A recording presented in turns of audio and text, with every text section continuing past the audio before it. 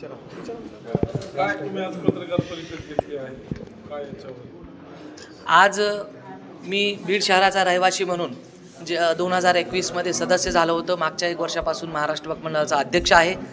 बीड शहरवासियांना माझ्या माध्यमातून जे काही कामं वक्फ मंडळामध्ये झालेली आहे ते कामे आपल्या पत्रकार परिषदेच्या माध्यमातून देण्यासाठी मी पहिली पत्रकार परिषद घेतली होती. ज्या वक्फ मंडळाची जागा आहे बीड असेल किंवा पुणे असेल इथं वाद आहे, या संदर्भात काय सांगाल? जे वाद आहेत त्याच्यासाठी आम्ही परवाच विदर्भामध्ये सगळ्यात पहिला प्रयोग घेतला होता की तंटामुक्ती संस्था, त्यासाठी आम्ही जमियत उलेमा-ए-हिंद तबलीग जमात अशा लोकांच्या माध्यमातून हे वाद संपुष्ट आणण्याचा प्रयत्न करत आहोत. आणि ज्या जमिनीचे वाद आहेत, जे इन्क्रोचमेंट असेल तर ते कायदेशीर पद्धतीने आम्ही लॉ फर्मची नियुक्ती केलेली आहे आणि त्या लॉ फर्मच्या नियुक्तीने आम्ही चांगले वकील उभे करून त्या जमिनी आमच्या ताब्यात घेण्याची कारवाई चालू आहे. सर, पुण्यासारख्या ठिकाणी तुम्ही सांगितलं आताच पत्रकार परिषदेमध्ये कोट्यावधी रुपयाच्या जमिनी आहेत, त्याच्यावर अनेकांनी कब्जा देखील केला आहे. बीडमध्ये तसाच प्रकार आहे काय सांगतो? नाही, आपल्याकडे बघा 1 लाख एकरपैकी मराठवाड्यात फक्त 70,000 एकर जमीन आहे.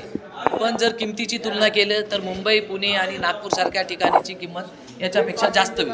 आपल्याकडे इन्क्रोचमेंट आहे, त्याची पण आमची जे बेकायदेशीर खालसे झालेले आहेत ते कायदेशीरप्रमाणे आम्ही काही जमिनी ताब्यात पण घेतल्या, काही जमिनी ताब्यात घेणार आहोत. ज्या बीडच्या कंकालेश्वर मंदिराच्या जमिनीचा वाद आहे तिथं काही म्हटलं जातं की काही जमीन कोर्टाची आहे, मंदिर प्रशासन म्हणतं की आमची आहे.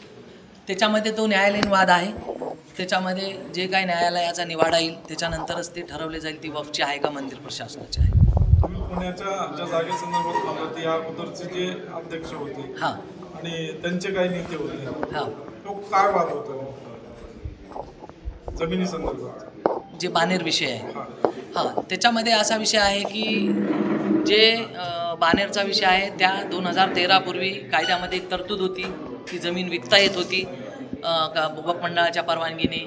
तर ती जमीन त्या कायद्याच्या नियमानुसार ती विक्री केलेली आहे, ऑप्शन काढून विक्री केलेली आहे.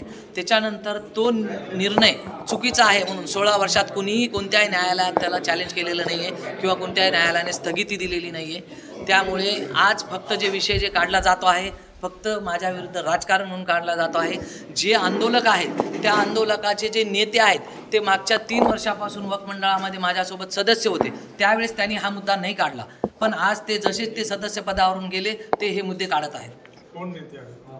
जे माझ्यासोबत जे होते ते आता कलिग जे काही रिटायर झालेले आहेत.